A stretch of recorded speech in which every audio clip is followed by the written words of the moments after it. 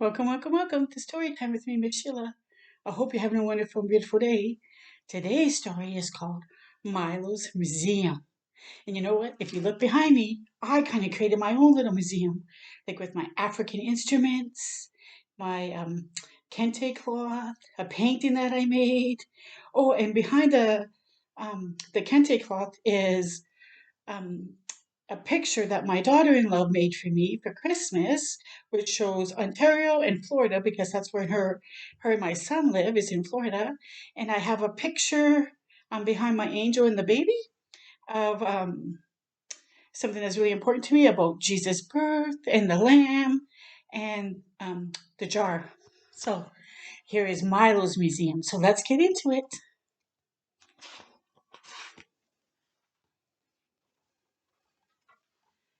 Milo woke up feeling excited. Today her class was going to the museum. Mommy and Daddy had to work, but Papa went along as a chaperone. When they reached the museum, Milo's teacher told the class that their tour guide was called a docent. A docent is a person who teaches us about what's inside the museum, Miss Lou explained. The docent was a white-haired woman named Anne, and she led the children from room to room, stopping to tell them interesting things about certain sculptures and paintings. You gone to museum? Aren't they cool? And to art galleries as well. Once the tour was over, Miss Lou gave the children some time to explore the museum on their own.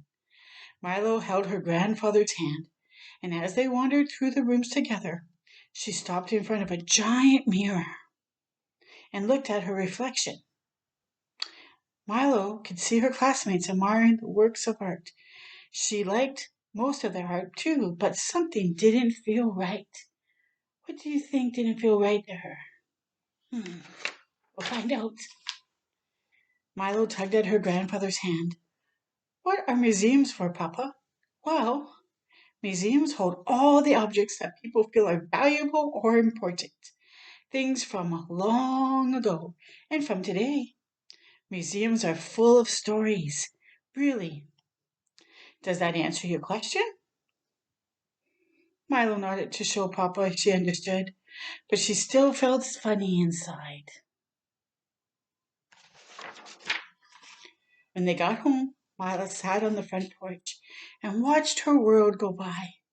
She waved at neighbors as they walked along the sidewalk and nodded her head to the beat when a car drove down the street blasting music. Milo hummed along as the ice cream truck circled the block, trailed by laughing kids clutching dollar bills.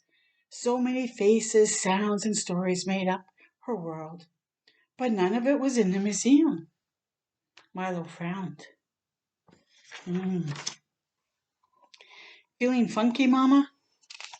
Milo jumped up and ran to give her Aunt Bestie a hug. They sat down on the porch steps, but Milo didn't say a word until her aunt nudged her and asked, Why so glum, chum? Why aren't we in the museum? Milo said quietly. I want to know why.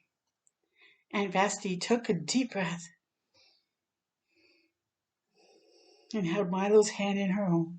Every museum has a curator, she told Milo. The curator decides what goes inside the museum. What about us? Asked Milo. Don't we get a say? We vote with our feet. We go see the exhibits that mean the most to us. Those magnificent mummies we saw last year were borrowed from another museum in Cairo. I remember, but we shouldn't have to wait for a special exhibit to see ourselves in the museum. You're right. Put her arm around Milo's shoulder and gave her niece a squeeze. So, what are you going to do about it? Me? Milo said, surprised. What can I do? You could try writing a letter to the creator and Vasily suggested, or Milo saw the sparkle in her aunt's brown eyes. Or what? You can make your own museum. And Vasily replied. Then she kissed the top of Milo's head and went inside. Oh, very good idea. Make your own, just like I did. Kind of a little one. Milo sat on the porch steps and thought about what Papa had said. Museums hold all the things that people feel are valuable or important. Milo dashed upstairs to her bedroom. She took out a journal and made a list. Then she went downstairs and set the table for dinner. Why are you giggling? Mommy asked. Did you have fun at the museum today? Asked Daddy. Milo nodded but didn't say a word. Aunt Vasily winked at her, and then Milo winked back. She's up in her room making the list. The next day, Milo took her suitcase out of the closet. She carefully packed her items inside and went to the backyard. Running away from home? Nana teased from the porch. Wait and see, said Milo. Milo pulled her suitcase across the grass and stopped at her playhouse.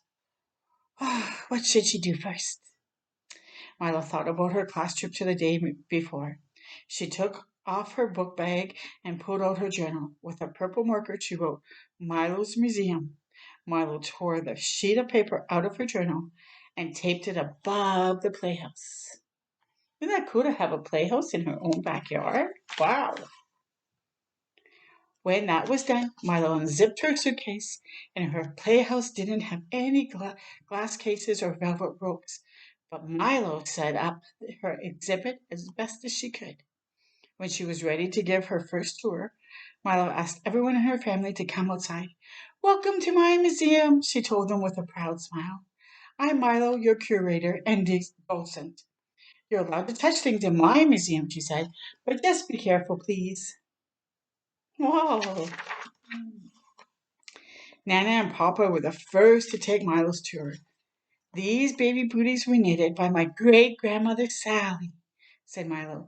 She was born down south where it's warm, but it gets cold here in Philly, so she's knitted some mittens too. Papa picked up the red leather box. Tell me about this, he said, even though he already knew the story. That belonged to my great-great-grandpa, Jack, Milo told him. He fought in France during World War II and was so brave, they gave him that medal. It's called the Croix de Guerre. Croix de Guerre. Milo wasn't sure she said that right, so she had it. That means cross of war. Wow, do you see? The grandpa's holding it in his hand. Milo's parents came in next. She handed a framed photograph to her mother and said, This is a picture that was taken at last summer's block party. You and Daddy slow danced in the middle of the street. Milo giggled and held out her hands. There's her parents dancing. I still have one of the bracelets we made on Nessa's stoop. Then she turned to her father. This is a statue of Isis that I got at the other museum. She was the goddess of Egypt a long time ago. And Vasti said Isis looked a bit like me. Daddy kissed Milo's cheek and said, Auntie's right. Auntie Vasti came in last. Milo held up a carved Christmas tree ornament. My Uncle Rod sent this from Germany, she explained. Milo pointed to the brown-skinned man wearing a jeweled crown. That's Balthazar, one of the three kings. And Vasti nodded before pointing at something else on the wall. What's that? This is the jersey I wear when I play softball, Milo told her. My team has never won a trophy, but we still play as hard and have fun. And Vasti gave Milo a hug. Your museum is wonderful, she said. By the time Milo finished giving a tour to everyone in her family, several of her neighbors had come into the yard. Two of her classmates were already standing in line, eager to see Milo's exhibit. It's so cool that we have a museum right in our neighborhood, Mallory exclaimed. I want to open my own museum too, said Hector. Why don't you two add something to the collection, Milo suggested. That way our museum will be a mirror for the whole community. Hector and Mallory agreed.